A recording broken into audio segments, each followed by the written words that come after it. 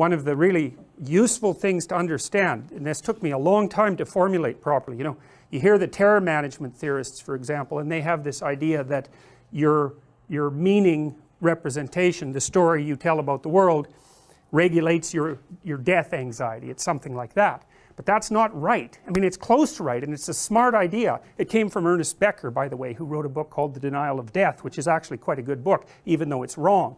You know, sometimes a book can be very useful.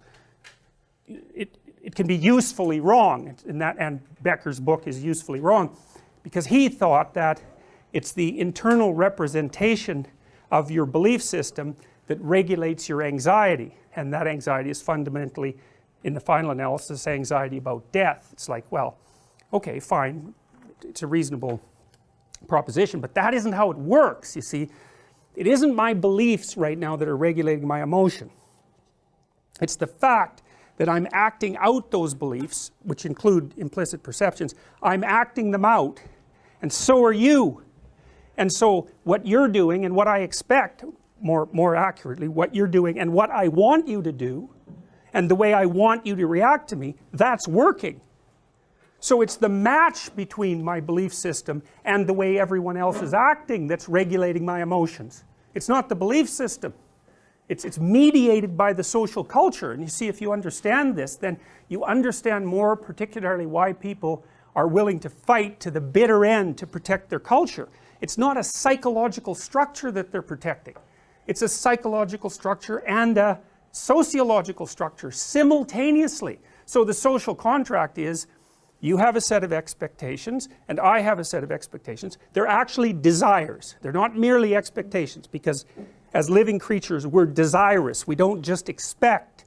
And so you desire an outcome and I desire an outcome, and we agree to act in accordance with that. That's the social contract. And so people don't like having that disrupted. Well, it isn't because it psychologically destabilizes them, although it does. It's because it actually destabilizes them, right? If all of a sudden we can't occupy the same specified domain of territory, it isn't only that we're thrown into psychological disarray, although we will be, it's that we'll start fighting with each other, like, and that can kill you. It's no joke. It kills people a lot. Like, it can happen very easily that a cohesive social group can fragment along some fracture line of identity, let's say, and all hell breaks loose. You know, that's what happened with the Tutsis and the Hutu in Rwanda, you know, and those things can get out of control just so fast. It's just unbelievable. And that wasn't death anxiety, that was death. That's a whole different thing, and that's the other thing that terror management people don't exactly get. It's like, it isn't just that your culture and your cultural beliefs protect you from anxiety, and say anxiety about death even, it's that they actually protect you from death as well as protecting you from death anxiety. I mean, look, it's warm in here, it's cold outside. The fact that the culture is intact means that you're not outside freezing. That's a hell of a lot more fundamental in some sense than mere anxiety, although I'm not trying to underplay the role of anxiety. That's a major issue, but there's something that's a lot more fundamental at stake than mere psychology. So it's the match between your map of the world and other people's actions that regulates your emotion, and it regulates it completely. Because, you know, if someone in here started acting seriously deranged, like brandished a pistol, let's say, all of a sudden you would not be in the same place at all, not a bit. And so what would happen? Well, chaos would happen.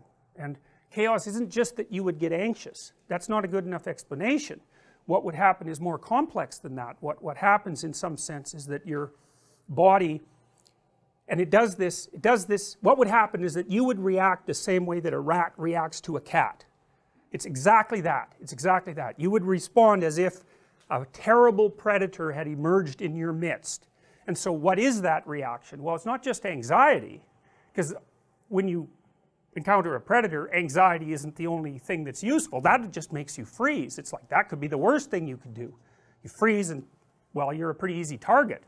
So you have to be prepared for a lot broader range of responses than mere petrification Like, how about a little aggression? That might be helpful. You don't know, it also might get you killed, but you know, maybe you can take the guy down, and maybe that's a good idea, you know, and maybe you have to run, so that's disinhibited as well, and maybe you have to think really quickly and reflexively, so that happens, that's activated, disinhibited, I would say, as well. It's like your whole being is thrown into intense concentration on the moment, and you're burning up physiological resources like mad. And so what will happen after something like that, if you don't develop outright post-traumatic stress disorder, which some of you would, is that you'd, assuming that the situation was brought under control, you'd walk out of here shaking with your heart rate at like 170, and it would take you like, well, it might take you the rest of your life, and maybe you would never recover, but you could bloody well be sure that it would take you the rest of the day, that's for sure. And so it's no joke when someone steps outside the confines of the social contract.